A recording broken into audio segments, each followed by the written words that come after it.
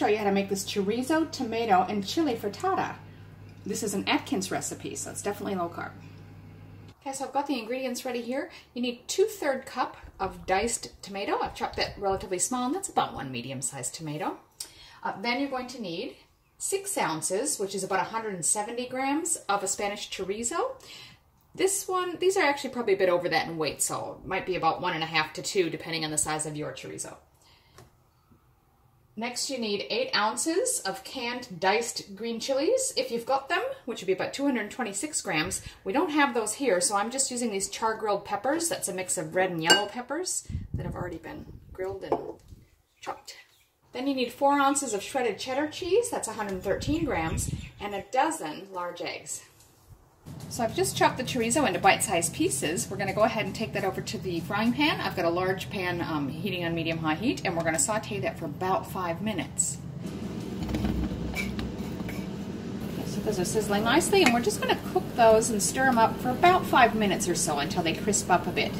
Meanwhile, we'll go ahead and preheat the broiler or griller.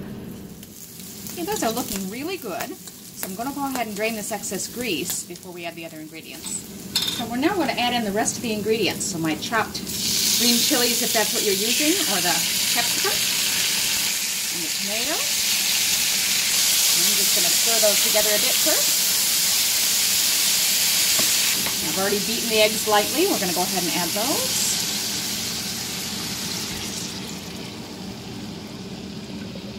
And the cheese.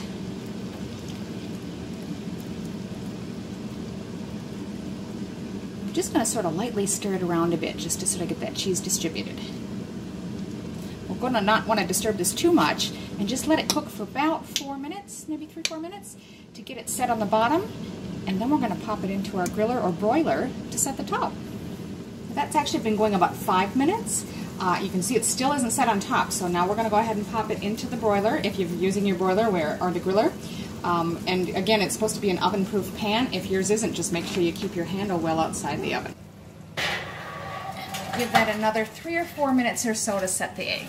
Okay, so that's been 4 minutes. I'm just going to pull it out and have a look.